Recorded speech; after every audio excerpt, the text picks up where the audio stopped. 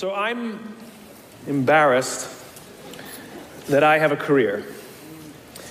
I talk about things like trust and cooperation, and there should be no demand for my work. But the fact of the matter is there is demand for my work, which means that there's an opportunity. It means that trust and cooperation are not yet standard in our organizations, and yet they should be, and we know that, which is why we're looking for ways to bring those things to our organizations. So I thought I would do something a little different today. You know, when you're speaking to tens of thousands of people and you have the opportunity to share a message, of course, most rational people would say, let's go with something I've talked about lots of times and I'm really good at, but I'm not normal, so I'm going to do something completely new, and I hope this works out. There are two things that I think that great leaders need to have: empathy and perspective. And I think these things are very often forgotten. Leaders are so often so concerned about their status or their position in an organization, they actually forget their real job. And the real job of a leader is not about being in charge, it's about taking care of those in our charge. And I don't think people realize this, and I don't think people train for this. When we're junior, our only responsibility is to be good at our jobs. That's all we really have to do. And some people actually go get advanced educations so that they can be really good at their jobs, accountants or whatever, right? And you show up and you work hard, and the company will give us tons and tons of training how to do our jobs. They'll show us how to use the software. They'll send us away for a few days to get trained in whatever it is that we're doing for the company. And then they expect us to go be good at our jobs. And that's what we do. We work very hard. And if you're good at your job, they'll promote you. And at some point, you'll get promoted to a position where we're now responsible for the people who do the job we used to do, but nobody shows us how to do that. And that's why we get managers and not leaders. Because the reason our managers are micromanaging us is because they actually do know how to do the job better than us. That's what got them promoted. Really what we have to do is go through a transition. Some people make it quickly, some people make it slowly, and unfortunately some people will never make that transition at all. Which is we have to go through this transition of being responsible for the job and then turning into somebody who's now responsible for the people who are responsible for the job. And as I said before, one of the great things that is lacking in most of our companies is that they are not teaching us how to lead. And leadership is a skill like any other. It is a practicable, learnable skill. And it is something that you work on. It's like a muscle. If you practice it all the days, you will get good at it and you will become a strong leader. If you stop practicing, you will become a weak leader. Like parenting, everyone has the capacity to be a parent. Doesn't mean everybody wants to be a parent, and doesn't mean everybody should be a parent. Leadership is the same. We all have the capacity to be a leader. Doesn't mean everybody should be a leader, and it doesn't mean everybody wants to be a leader. And the reason is because it comes at great personal sacrifice. Remember, you're not in charge, you're responsible for those in your charge. That means things like when everything goes right, you have to give away all the credit. And when everything goes wrong, you have to take all the responsibility. That sucks, right? It's things like staying late to show somebody what to do. It's things like when something does actually break, when something goes wrong, instead of yelling and screaming and taking over, you say, try again. When the overwhelming pressures are not on them, the overwhelming pressures are on us. At the end of the day, great leaders are not responsible for the job. They're responsible for the people who are responsible for the job. They're not even responsible for the results.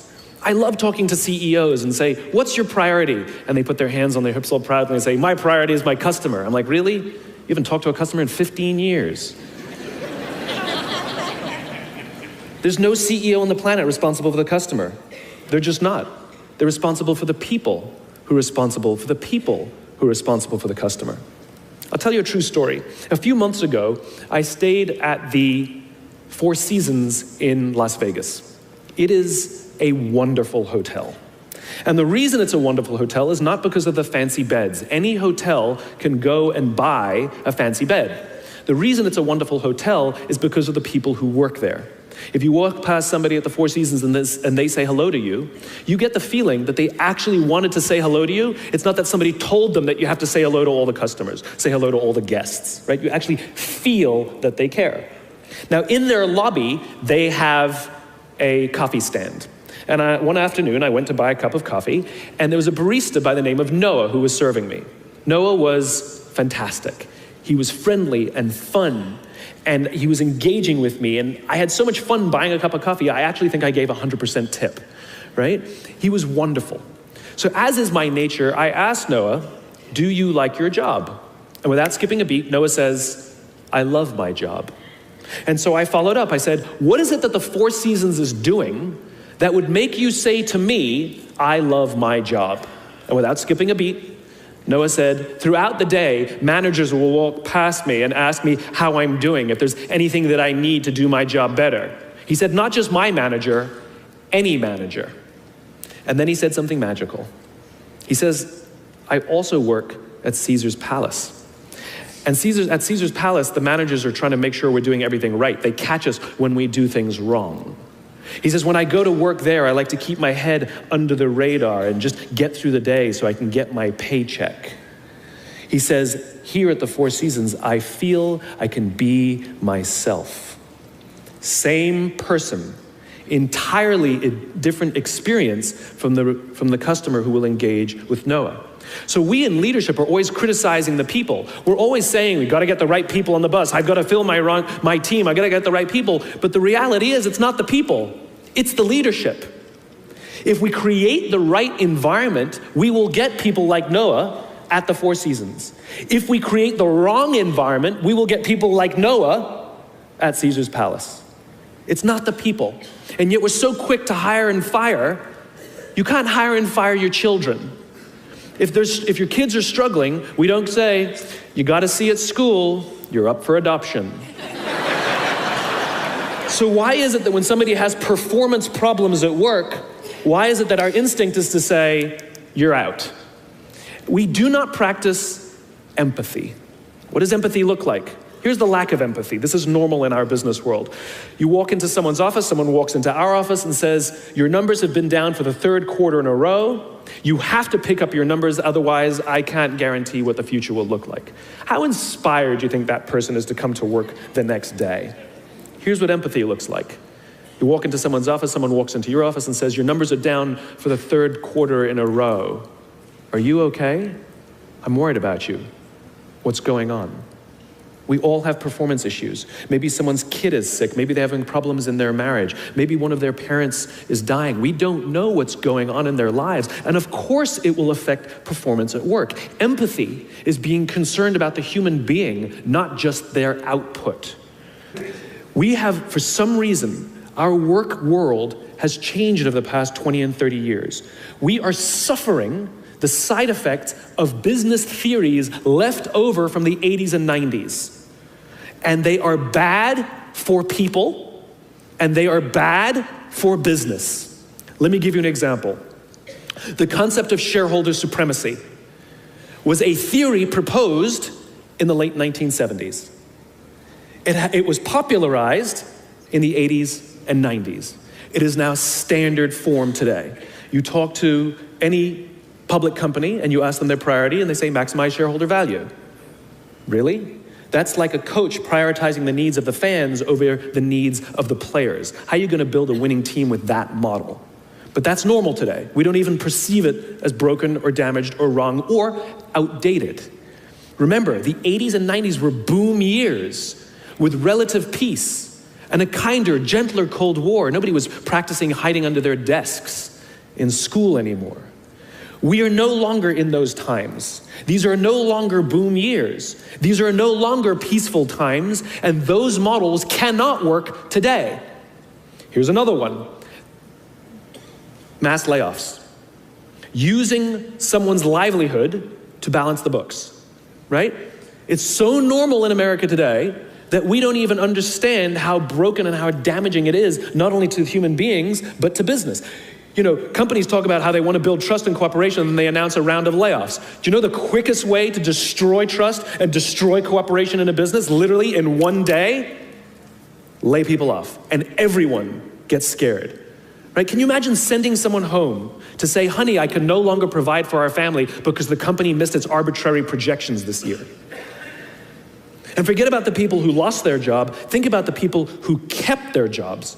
Because every single decision a company makes is a piece of communication. And the company has just communicated to everybody else, this is not a meritocracy. We don't care how hard you work or how long you've worked here. If we miss our numbers and you happen to fall on the wrong side of the spreadsheet, I'm sorry, we cannot guarantee employment. In other words, we come to work every day afraid. And we're asking our youngest generation to work in environments where how would any of us ever stand up and admit, I made a mistake?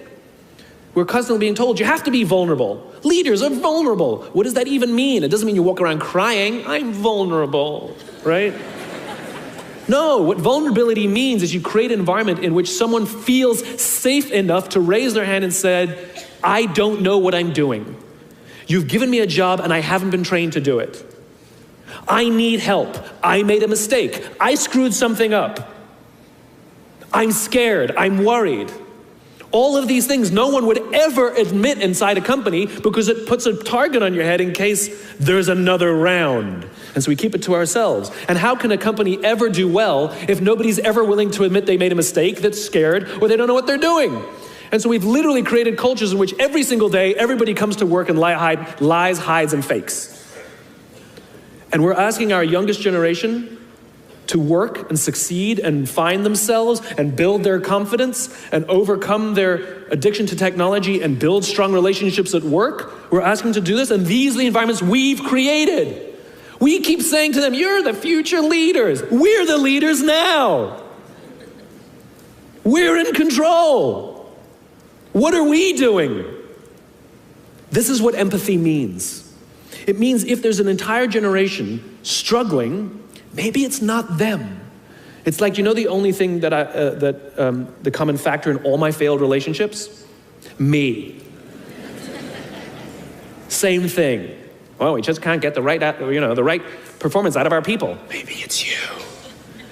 Right? It's not a generation. It's not them. They're not difficult or hard to understand. They're human beings like the rest of us, trying to find their way, trying to work in a place where they feel that someone cares about them as a human being. By the way, that's what we all want. In other words, it's not even generational. It's all of us. This is the practice of empathy. That if we're struggling to communicate to someone, if we're struggling to help someone be at their natural best, I'm tired of people saying to me, how do I get the best out of my people? Really, that's what you want? They're like a towel, you just wring them. How can I get the most out of them? No, how do I help my people be at their natural best? Right? We're not asking these questions. We are not practicing empathy. We have to start by practicing empathy and relate to what they may be going through. And it will profoundly change the decisions we make. It will profoundly change the way we see the world. Someone's driving to work. You're driving to work. And someone wants to cut into your lane. What do? Do you pull your car up, or do you let them in? Most of us pull our cars up and go like this. You wait your turn. Now let's practice empathy. I don't know, maybe they've been out of work for 6 months. Maybe they had trouble getting the kids out to school this morning, and now they're running late for a really important interview, and they just have to get to this interview, and they're gonna cut into our lane. Or maybe they're just a bastard, I don't know. But that's the point. We don't know. We don't know. And the practice of empathy will say, I'll let them in, and I'll arrive to work 1 car length late. Right? We don't always have to be right. We don't always have to be in charge. We don't always have to be the one who succeeds. It's not about winning or losing. And that's where I go to the second point. After empathy comes perspective, where it's not about winning or losing. In game theory, there are 2 kinds of games. There are finite games and there are infinite games. And this is how you're going to change your perspective, right? A finite game is defined as known players, fixed rules, and an agreed upon objective. Baseball, for example. We know the rules, we all agree to the rules, and whoever has more runs at the end of 9 innings is the winner, and the game is over. No one ever says, we can just play 2 more innings, I know we can come back. Doesn't work that way. The game is over, right? That's a finite game. Then you have an infinite game. Infinite games are defined as known and unknown players. The rules are changeable, And the objective is to keep the game in play, to perpetuate the game. When you pit a finite player versus a finite player, the system is stable. Baseball is stable, right? When you pit an infinite player versus an infinite player, the system is also stable. Like the Cold War, for example, because there cannot be a winner and a loser. There are no winners and losers in an infinite game, right? It doesn't exist.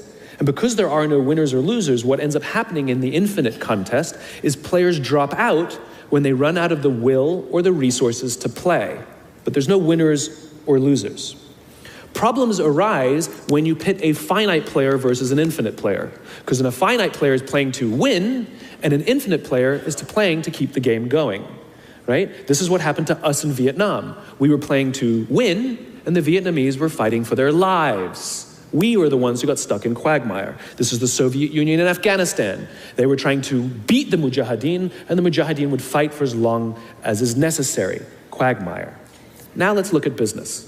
The game of business has pre-existed or has existed long before every single company that exists on this planet today. And it will outlast every single company that exists on this planet today. There's no winning the game of business. And the reason is because we haven't agreed to the rules. I get such a kick out of this. You realize how many companies actually don't know the game they're in, right? Listen to the language that the companies use. We're trying to beat our competition. We're trying to be number one.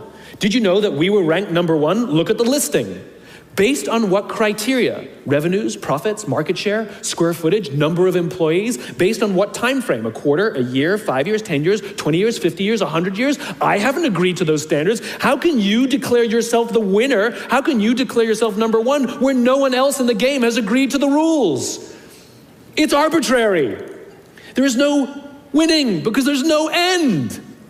In other words, companies are playing finite games. Listen to their language. They're trying to beat their competition. What does that even mean? It's the leaders in the companies that understand the game that they're in and organize their resources and their decision-making around the infinite contest that outlast and frustrate their competition. All the companies that we refer to as the exceptions, Southwest Airlines, Apple Computers, Harley Davidson, they're the exception. No, they're playing the infinite contest. They frustrate their competition, is what happens. That's what happens, because they're not playing to win. Jim Senegal, the founder of Costco, which is the only real company that gives Walmart a run for its money, he says public companies are looking to succeed for the quarter. He says, we're looking for the next 50 years. You can hear him. He's playing the infinite contest.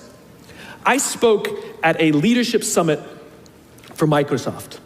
I also spoke at a leadership summit for Apple. Now, at the Microsoft summit, I would say 70% of the executives, and this was under the Steve Ballmer days, I would say about 70% of the executives spent about 70% of their presentations talking about how to beat Apple.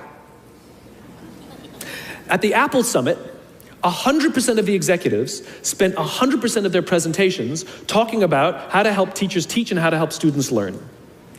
One was obsessed with their competition, the other one was obsessed with where they're going. So at the end of my presentation at Microsoft, they gave me a gift. They gave me the new Zune, which was the competitor to the iPod Touch when it was a thing, right? And I have to tell you, this piece of technology was spectacular. It was beautiful. The user interface was incredible. The design was amazing. It was intuitive. It was one of the most beautiful, elegant pieces of technology I'd ever seen, right? Now, it didn't work with iTunes, which is an entirely different problem. I couldn't use it. But that's something else. I'm sitting in the back of a taxi with a senior Apple executive, sort of employee number 12 kind of guy, and I decide to stir the pot. And I turn to him and I say, you know, I spoke at a Microsoft summit and they gave me their new Zune, and I have to tell you, it is so much better than your iPod Touch. And he turned to me and said, I have no doubt. Conversation over.